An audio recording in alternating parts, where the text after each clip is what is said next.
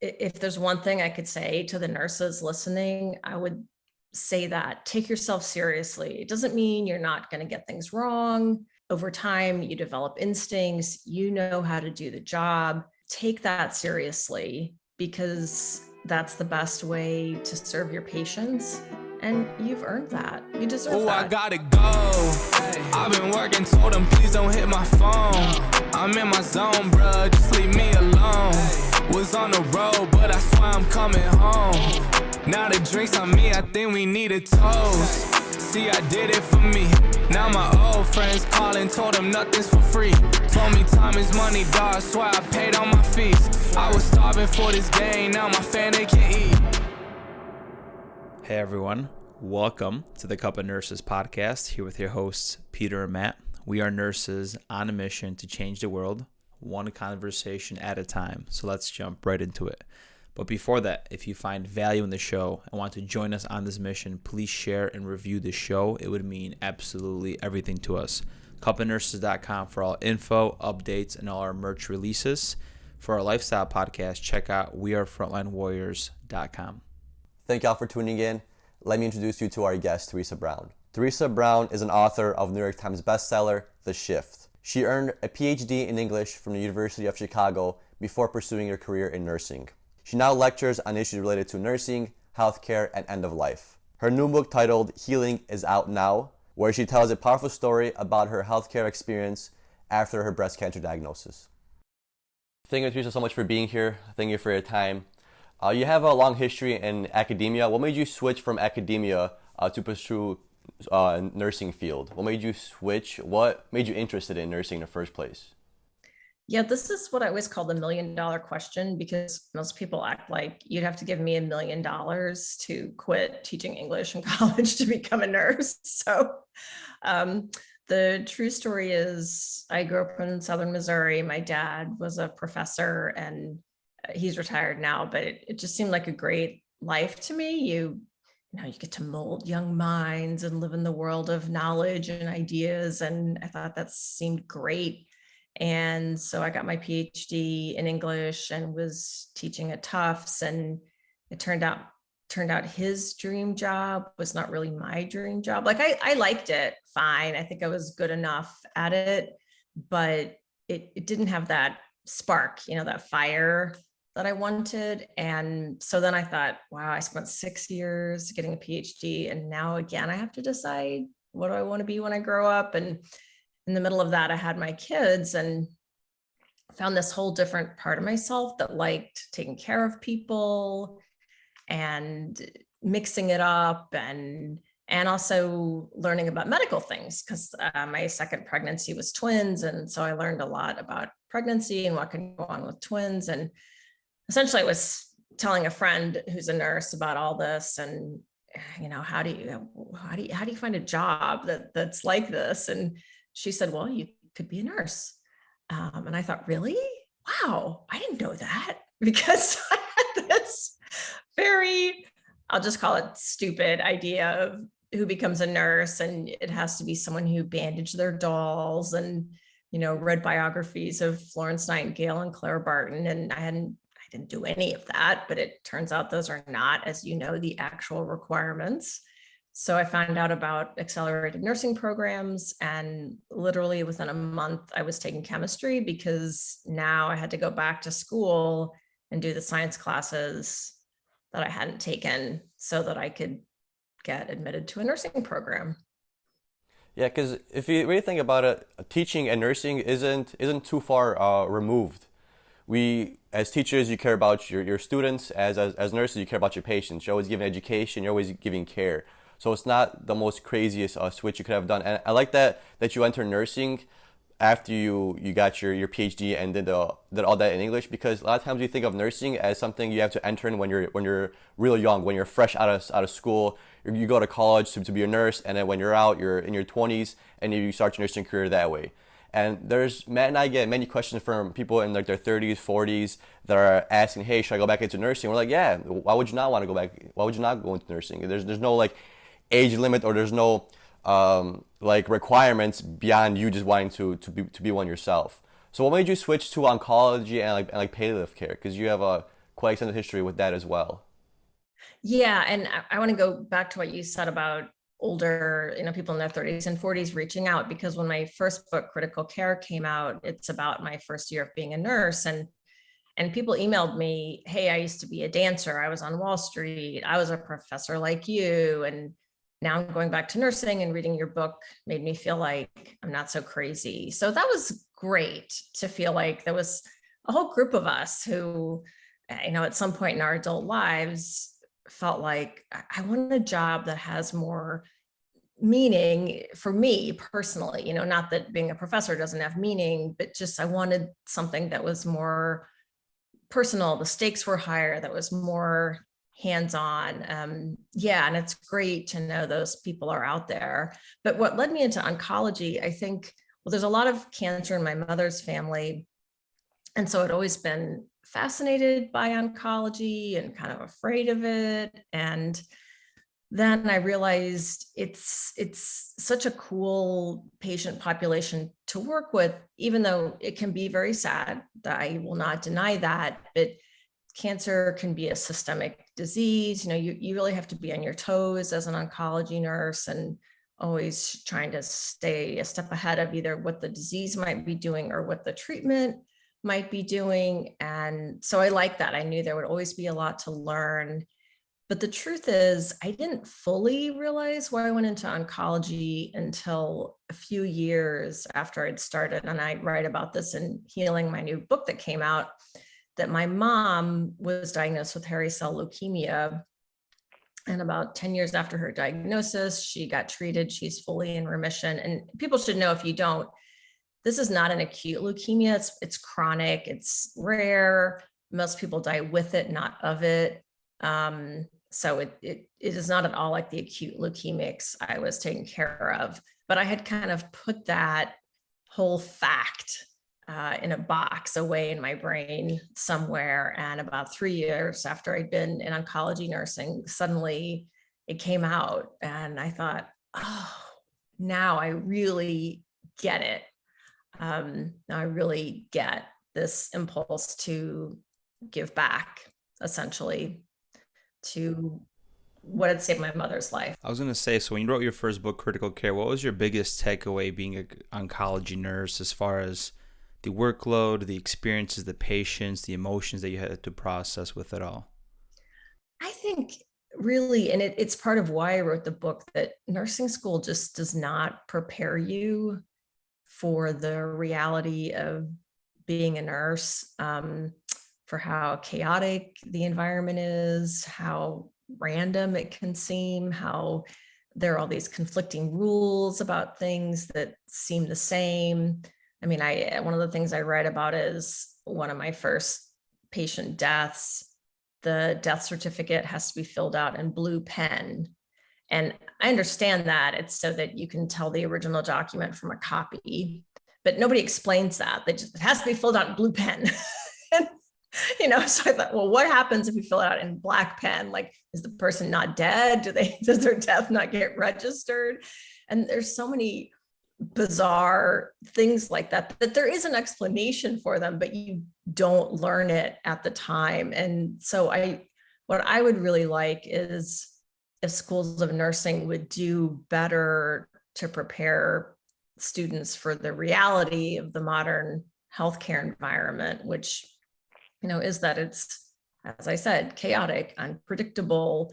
And I think also how much of a team practice it is. If you're in a good place, you will feel that way. I mean, of course, we had some attendings who saw it that way, some who kind of, I'm the boss and this is the way things go. But you don't learn that in nursing school either. At least I didn't. Like how important pharmacists are. And I feel like we never even talked about pharmacists in nursing school. I mean, to be honest, we never even really talked about doctors and how you work with doctors. And, I don't think doctors talk about nurses and how you work with nurses. And so you're thrown into this situation where here's the doctor and nurse dyad is really how so much care happens in hospitals. And no one has talked about that. So I think that's what really struck me the most. I will say on a positive side, just that the job was everything I hoped for. It was intellectually interesting. It was so rich emotionally, just incredibly rewarding that way. Really gave me a sense of what's important in life, which, I can't say, I can get as annoyed as the next person if someone runs a, stop sign ahead of me or whatever. But in general, gave me perspective, love my kids, enjoy my family, being alive is great. All that stuff you want. Right. Yeah. Hearing you say nursing school doesn't really prepare you for the reality of nursing, that's like a revolving theme that we hear from everyone. I know coming out of nursing school, the hardest thing for me that we don't really learn about in nursing school was talking to families. We maybe talk about it a little bit in our like ethics class, or maybe like a side note in some of our nursing courses, but we never really learn on how to properly approach and speak to family. And that's a really big struggle for a lot of nurses, because when you come out of nursing school, when you're in your 20s, a lot of nurses are in their 20s when they come out of nursing school, and you're supposed to talk to somebody that's a lot older than you. You have a lot of respect for them, and you have to tell them that, hey, your loved one is dying, or they're dead. And that's something that's really hard to say as like a young person. So is there anything specific thing that you really struggled with out of nursing school? Yeah, that is actually a really good point. I know there are things I struggled with. I think another big one was, so here I was, I had a PhD, I had been a professor in college. And so I really didn't get the whole hierarchy, the sort of unspoken power relations. So I felt like if I have a question, I'm going to ask it. And if I want to talk to someone, I'm going to talk to them. And I didn't realize till I was in the middle of it that that's kind of weird. And there's this expectation that nurses will just be in a certain place. And I encourage all nurses not to embrace that, but I'm sure you've heard that, right? I just try to keep my head down and do what I'm told. And, instead of seeing themselves as colleagues with physicians. So I think the divisions between all the groups, and not just nurses and doctors, but also pharmacists, aides, physical therapists, cardiac rehab, all these things would happen for my patients, and I didn't even know what was going on a lot of the time. So the level of involvement of people in the care of your patient, I think I didn't get at all. I had a very kind of old school idea of who takes care of the patient. And yeah, it is tons of people, which also makes patients crazy sometimes, right? Because they don't know who anyone is when they come into the room. I was just going to say that's a big frustration that happens when patients see different kind of consultation doctors, whether it's PT, nutrition. They have no idea what's being involved in the care. That's why management stresses so much to update those care boards. But I also liked how you said teamwork is very important, because there's a difference between going to school, it being very individualized, taking tests. I have a high GPA.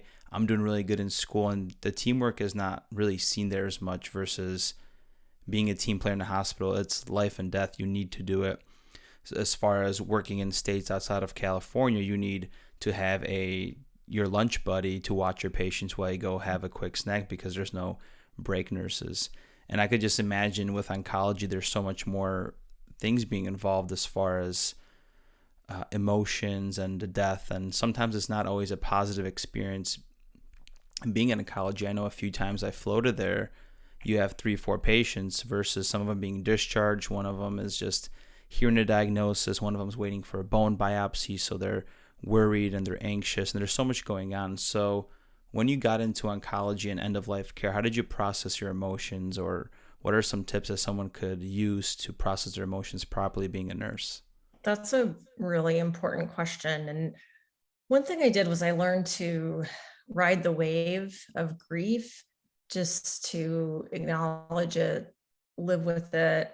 It helped. I actually started on an oncology floor where there was a lot of bullying, and that was terrible. And then switched to a floor that was on the same floor, just across an elevator bay, but with a very different environment. And the nurses on the new floor were able to talk about how they felt. So sometimes we would all be sad and acknowledge that, and that made a huge difference. It wasn't like anybody was trying to claim the grief, like, oh, I'm the most sad because I took care of that person the most. It was a collective loss that we felt. Another thing that I did was I made strict boundaries for myself, and I would strongly advise this to really any nurse, but especially if you're working in a field where you do have long-term patients who may die. But so my rule was, I am never going to go to a patient funeral, like never, and I never have. And I just needed that boundary, because also my kids were pretty young, and I felt like I don't want to take time away from them to do that. But it also felt like, just this is how I'm going to process. There were other nurses who, if we sent a patient to the ICU, they would not go see them in the ICU. I would do that. But even then, I would do it sparingly. And I think pretty much on that floor, people were pretty good about leaving things at work, not calling to see how somebody was doing. I mean, very occasionally I did that, but it was kind of frowned upon as, you're home, you're off. Like, I know you care about these people, but just, there's got to be a border between work and life. And for me, knowing I was going to come home to my kids, my husband would always wait dinner for me. So no matter how bad a day I had, I knew I would ride my bike home and I would have dinner with the family and I would see my kids. And that was very healing for me. And it's also, do something that works for you. Like at one point I thought, every time a patient dies, I should buy a plant. And then I thought, oh man, then I'm going to have this house full of plants I have to take care of. And I'm not saying that's a bad idea. When I thought of, and I like plants, but when I thought about it, I thought, I don't think for me that's practical. So, find something that works for you. I wish that in the hospital, they had once a month or every 2 months had some kind of grief ceremony where we could talk about the people who had died. I've heard of oncology units that do that. I think it's really a shame that we didn't have anything like that. And I think that would really help. And, in hindsight, it's something I could have pushed for. I just didn't really think of it while I was in the middle of things. In the midst of the pandemic, one thing that nurses also said to help them detach from their patients' emotion, like you're mentioning, is not provide the continuity of care. So in the ICU during the mid-pandemic, we had patients on ECMO, CRT, and we would have them sometimes 30 to 60 days in our ICU. Wow. So if you have the same patient for 2, 3, 4 weeks on, you develop an emotional attachment to them. So then when the patient passes, there was a lot of grief and a lot of emotions to process. So nurses requested not to have the same patient back. So it's like a plus and minus where you're able to provide a continuum of care, which is better for the patient. But as far as the nurse, they need that break from that same patient because the emotional connection is building. Wow, that's so smart. Yeah, it's interesting. Sometimes when I would tell people stories about this or that happened, and then they'll say, "What happened?" And I say, "Well, I don't know." It's hard for people to grasp what you just said, which is so smart, that it's your 12 hours, you give your all, you really care about that person, but you're not their physician, you're not following them. It doesn't mean you don't care about them, but your part of the story ends with your care of them for the most part. That's really smart to say, yeah, don't give me the same person because it's just too painful. And I wish the public understood that better what it's like. Because if you're working ECMO and CRT, I mean, that's your patient, right? And it's really hard and really intense. And I think the general public doesn't understand how involving emotionally and physically that is, and what it takes out of nurses who do that work. Yeah, it's almost as if like we work in a field that is not shed light on. Everyone likes to keep it private. You don't really hear much about the nursing care, the hospital, because it's healthcare. So I understand the privacy of it, but it's so private that it's really hard for you to paint a picture or help a person that doesn't work in healthcare realize what actually goes on in healthcare and how emotional it is. Because even as a new grad, even in nursing school, you don't really have any idea of how much emotion you put into your career and how much you're going to work with your emotions as a nurse. And that's something that no one can really teach you, only the job can. But even like the public doesn't have an idea of what goes on. And it's like a tough thing, because how much transparency can you really give before you just put everyone's business out there? And that's like a tough problem to solve. Right. I mean, when I started writing about nursing, I really said this is my mission, and I use that word as to educate the public about what nurses do. And I learned ways to disguise identities and not just follow HIPAA, but try to preserve people's privacy and dignity while writing about them.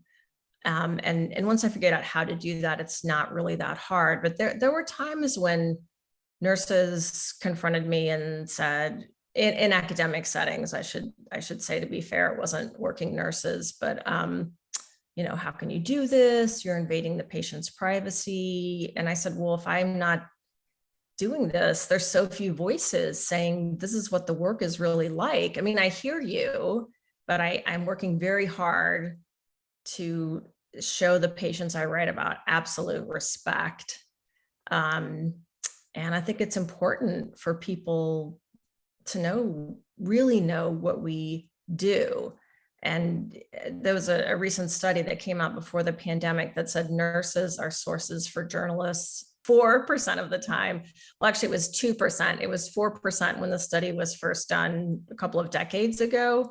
And they said the difference between the 4 and the 2 is not significant. But so that hasn't budged. And during COVID, it did, which was great. I don't want us to go back to the 4%.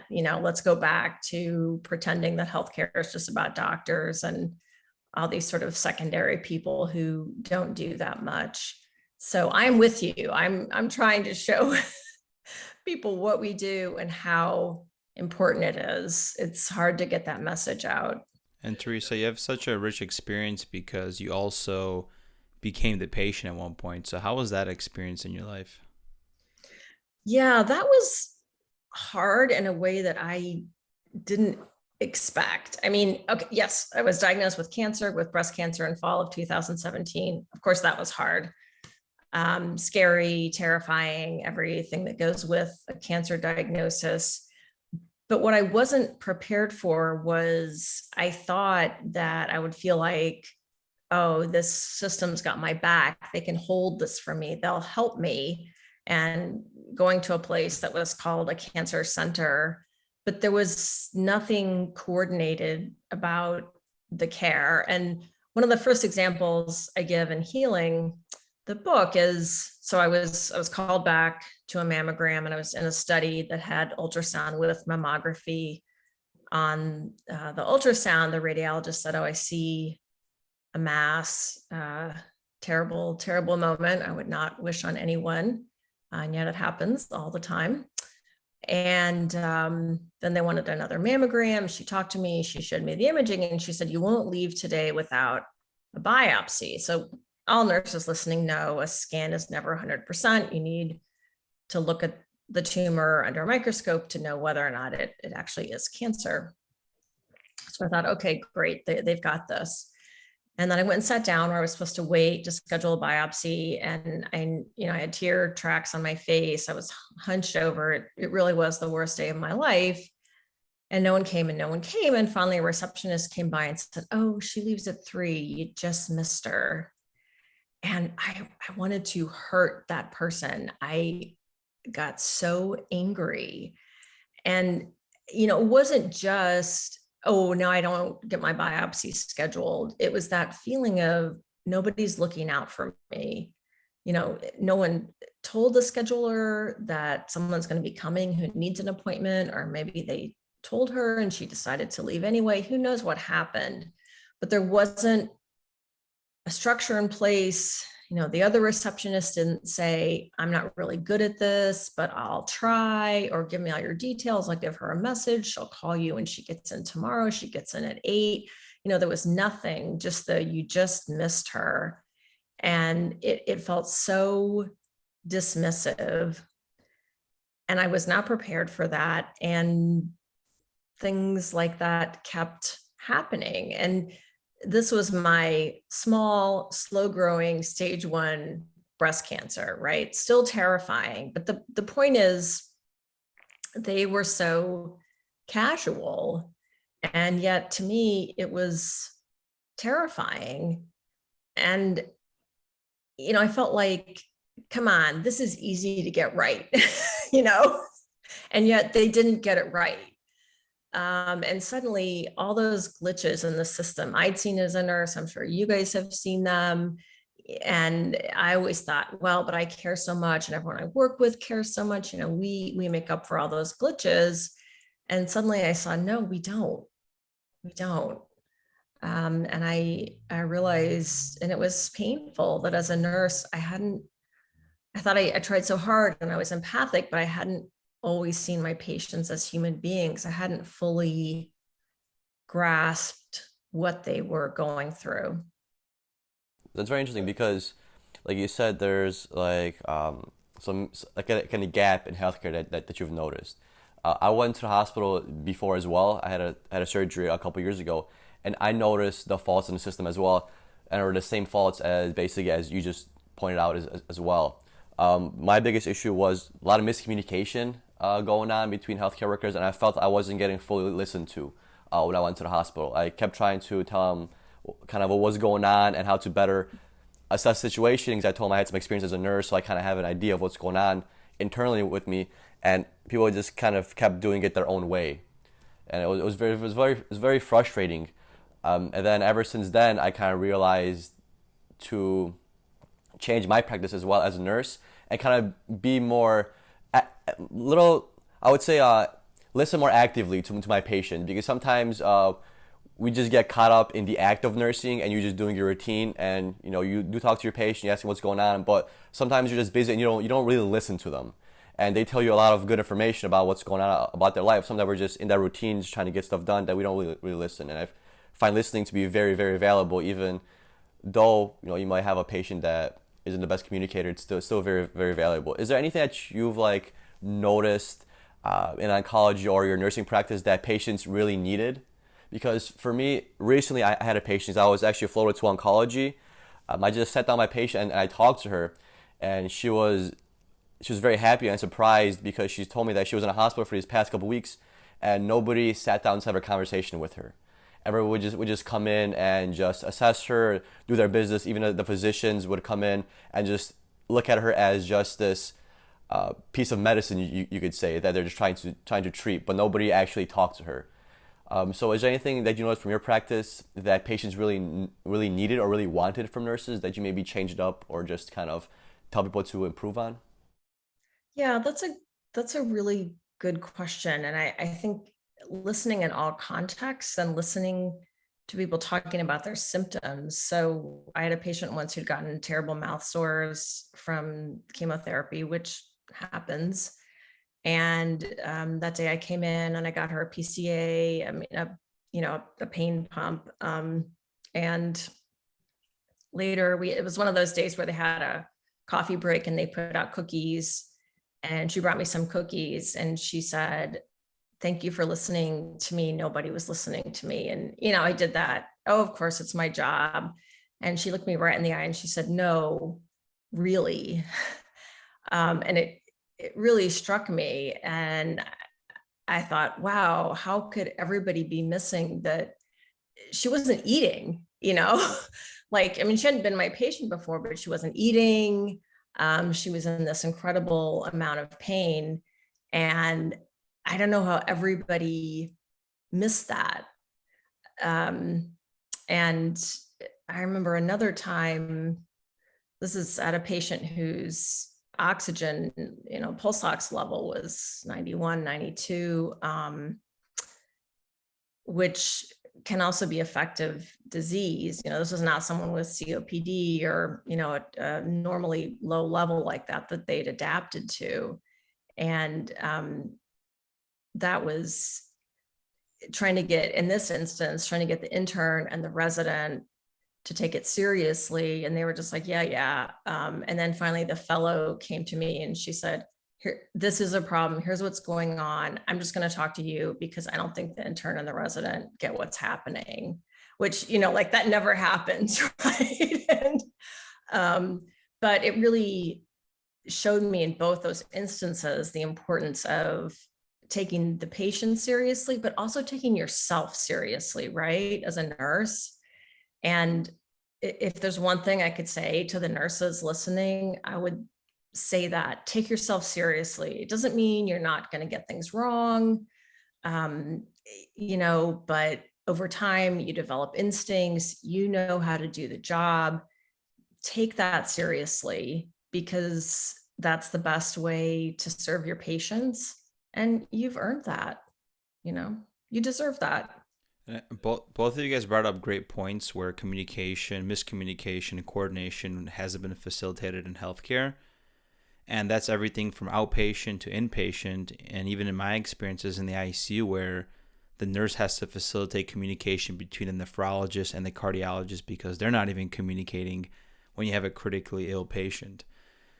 So I feel like the nurse is the number one facilitator between the patient and anything else happening in the hospital, to have proper communication, to utilize active listening and let their needs known. And it seems like they're not allowing us to do that, because just like a few podcasts ago, we talk about active communication. You're trying to be with the patient and talk to them, but in another room, someone is pressing the pain button and you have to go there, and you're already not being present with that patient. So what are some biggest takeaways that you've realized, Theresa, that we could help patients or help healthcare in general? Because it seemed like you felt a little bit like healthcare failed you in that way, where you felt like you were listened to. Great question. I would encourage clinicians to work harder to see patients and family members as people. But I want to clarify and qualify that, because nobody can come to work thinking, as I did on a bone marrow transplant floor, wow, a third of these people are going to be dead, and they're all really afraid of that.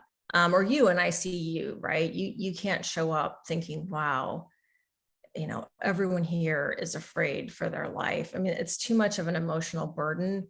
But if we're able to see people as human beings and at the same time not pull ourselves into that, which is not easy, and especially when we're working in a system that just wants everything to keep going smoothly, right? Like keep the assembly line moving, because that's how revenue is made and that's how profit goes up. And when someone's died, let's get that room cleaned and get a new person in there. And so the whole system is increasingly becoming not about feeling at all. And that's not only not good for patients, but it's also not good for clinicians. And in fact, I just read a whole book about this called Grief on the Front Lines. And I'm going to be talking with the author tonight, Rachel Jones, who's a journalist, just about how clinicians shutting off our feelings leads to burnout, people taking their own lives. It's not good for us to do that, because we're seeing so many emotionally hard things, right? It's not like we're working in a box factory or making televisions or, we're seeing suffering people. And how can we feel for them without it just chewing us up and spitting us out? And I'll give one example of this that I do talk about in healing. It's a chapter called 2 Afternoons in Hospice, which a friend of mine said, "Oh my God, that sounds so depressing." And I said, "No, actually, it's not." But this was the house of a woman here in Pittsburgh whose father was dying, and he was very calm. He really didn't need that much from me clinically.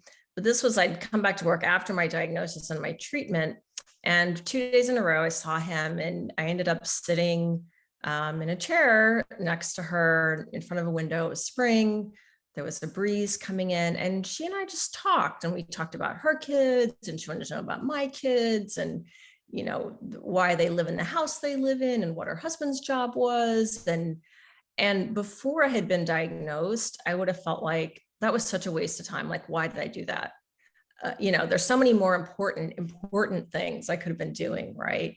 But afterwards, I felt like that was such good work to just give this woman 15 minutes, 20 minutes max to feel like a human being, right? To have someone say, "I see you as a whole person with a life, not just, a woman whose father is dying," or for me, not just, a body connected to a breast that has a tumor in it, right?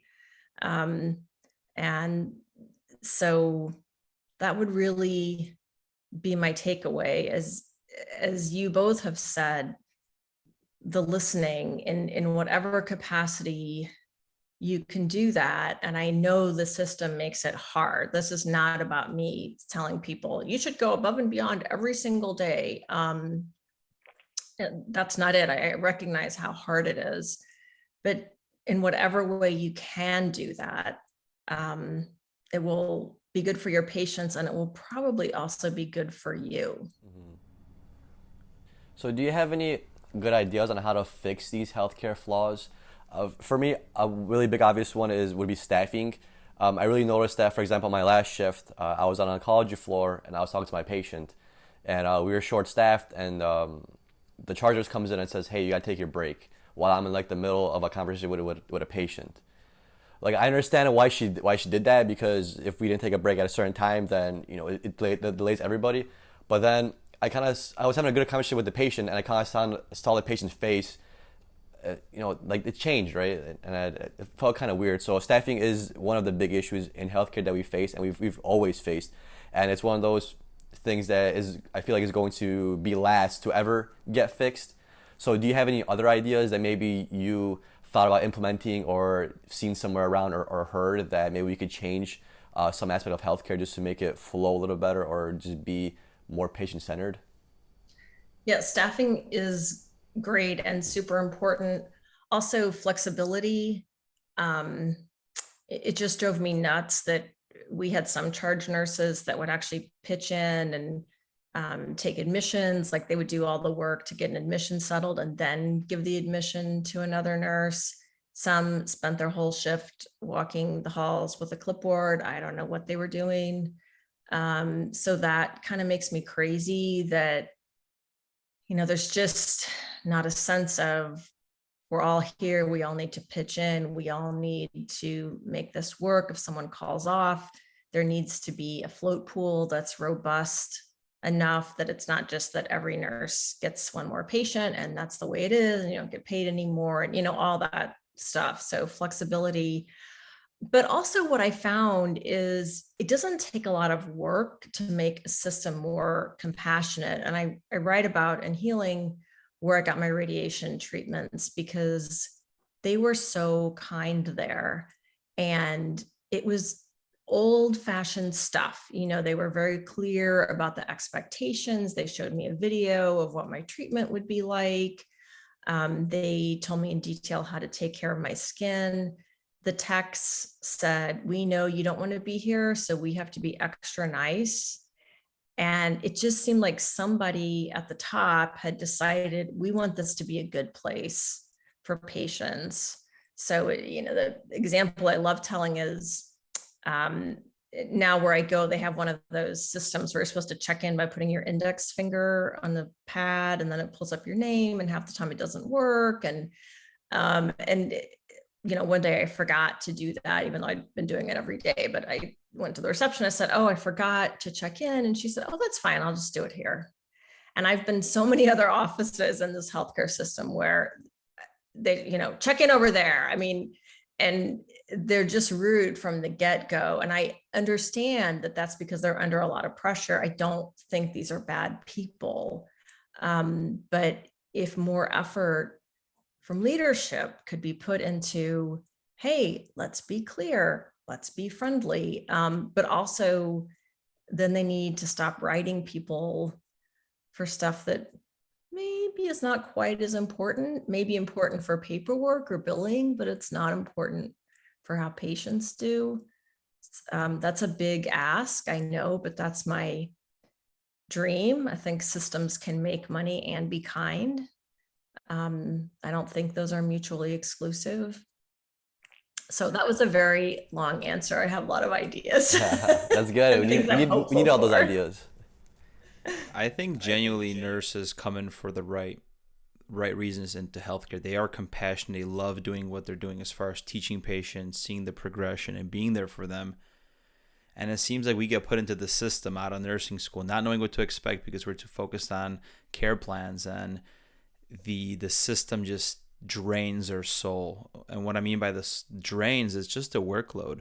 The compassion, we experience compassion fatigue, but we have the tools to do our work. It just gets stripped away from the workload. So my suggestion into just brainstorming here is just take the workload away from the nurse. I feel like anything that has to be done just gets passed on to the nurse, whether it's checking some boxes, or I know the previous hospital, it's like quiet hours, or if there's some kind of issues or somebody got written up or there needs to be some interventions because of bad scores, right away more workload gets placed on the nurse, and they're just fed up with things like that. Yeah, briefly on one of my floors, they instituted hourly rounding, which sounds good in theory, but so you go in the room, some people don't need anything, right? They don't know why you're there. We'd have to sign on a piece of paper, which made me feel like I was in kindergarten, that like showing to the hall monitor that I'd done the right thing. And it just seemed bizarre, like one of these things that, yeah, okay, they looked at data and you get fewer this, that, and the other thing, but you could also just create a system where, as you say, there are just enough nurses to actually go into patients when they put on their call light, who can round in a normal way without having to be monitored. Yeah, I remember at one point they said families were no longer allowed to go get ice from the ice machine and water because it's an infection risk. And I said, oh, okay. So then they're going to take something off us, right? Because that takes a lot of time. And now suddenly, no, of course not. So you're right. It's like more and more gets piled on the nurse and nothing ever comes off the end, which is really, really hard. Even if it's resources, I would say, as far as more certified nurse assistants or somebody to help do the basic activities of daily living. For example, if I had somebody in the morning for a med-surg shift, let's just have 4 or 5 patients, and I have to change 3 of them or take them to the bathroom. If somebody was able to do that task for me and help me out, I would have more time to pass my medications properly, listen to my patients' needs, educate them about the side effects, and provide that education, which not everybody can provide great education as far as not being medical, but their nurses are primary for that. So the patient gets discharged, doesn't get readmitted. So what if our focus as a nurse is more on the critical care stuff, as far as actively listening, medication, education about, nutrition, exercise, and all this important stuff versus activities of daily living. Not that we shouldn't be doing that, but we need to somehow offset our focus to focus on making the patient feel better, not come back to the hospital. And this goes full circle too with the scores, right? If we don't have good education, or a patient got discharged, doesn't know how to take care of their disease process, well, it's probably the nurse was busy and has handed some pamphlets, quickly read it over, made the signature, and we just had to go to another patient. It's just the harsh reality that anybody that's non-medical doesn't understand. Yeah, and when I'm talking to more audiences that are non-clinicians, I ask them, if you have a bad experience and you want to make a complaint, please try to make a broad complaint. Don't just say my nurse was rushed and lazy. Say my nurse seemed overworked. My nurse seemed like he didn't have the time he needed to give me the education that I needed. Make it something about the system, because it's too easy for managers to blame individuals. And and also if there's something positive, right, say that too, but try not to target someone. I mean, you're reminding me of a day where I was just crazy overworked, and one patient's family member kept sort of almost stalking me and like, my mother needs a bath. When is my mother going to get a bath? What do you have to do around here to get a bath? And I just felt like, oh my God, just please leave me alone. Like this person over here is close to dying and is not supposed to be. And, other stuff going on. You can imagine, you've been there, right? And of course, it's important that her mother gets a bath. But that sense of, what do you have to do around here to get a bath? That sense of accusation was so terrible, because I get it, but I just could not make that my priority. It wasn't even close. And I still remember that as just this really, really hard thing about that day. Yeah, I have a question. This is a little bit going to a different area of a topic, but I wanted to ask you in the beginning, how did it feel going from a leadership position, teaching classes and kind of guiding the curriculum in English, versus now being a nurse and having to get orders for somebody and requiring you to like follow a plan instead of you managing the plan? Because, for example, when I used to work back in Chicago, the ICU that I worked at, we had a lot of autonomy, we had a lot of freedom. We basically we were trained well enough that we were able to put in, I want to say, orders ourselves while knowing why we're putting these things in. Versus here in California, where I have basically no autonomy, and it was very frustrating for me, because I knew what I had to do, but I couldn't do it. So I was curious, how did it feel for you to go from leadership to being able to guide your own schedule, your process, to now requiring an approval by somebody else?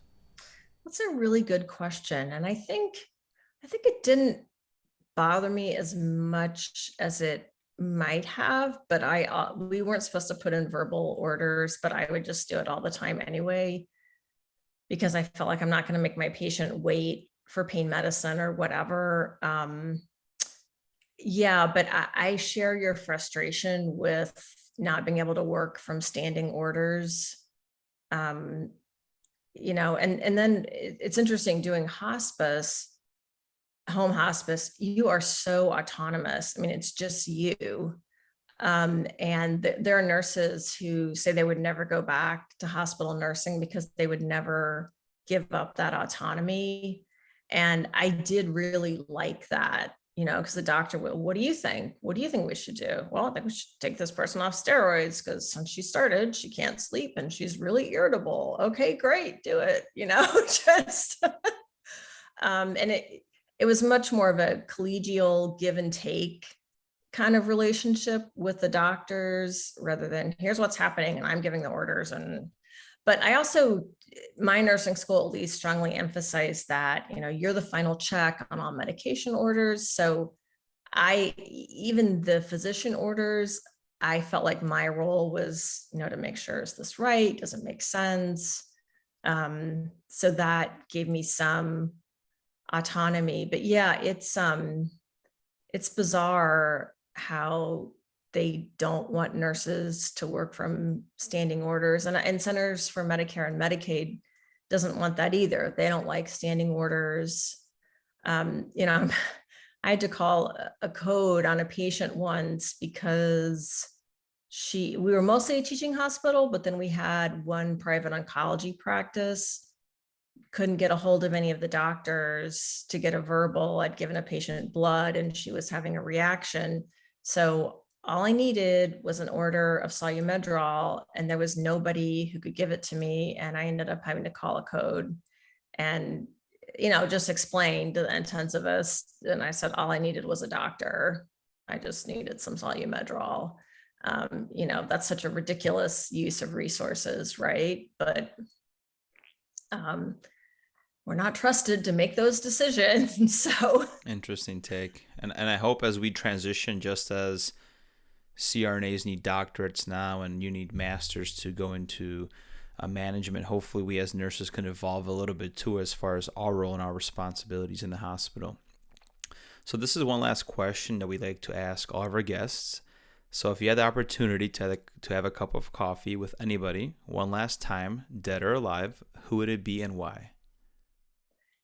Yeah, you wrote that in the notes you sent me, and the person who popped into my head was the author Virginia Woolf, who I imagine is probably acerbic and might not even be that nice to me, but she wrote this book called A Room of One's Own about how if a woman is to be a writer, she needs money and a room of her own. And I love that book, and I love her writing, but I think it's really that book and her thoughts on women and women's education. So it might be a kind of unpleasant coffee. It might be great, but I think that's whom I would invite. Interesting. Yeah, thanks so much for your time. Oh, you're welcome. Thanks for having me. It was fun. Thank you, Theresa. Take care. Talk soon again. Okay, bye.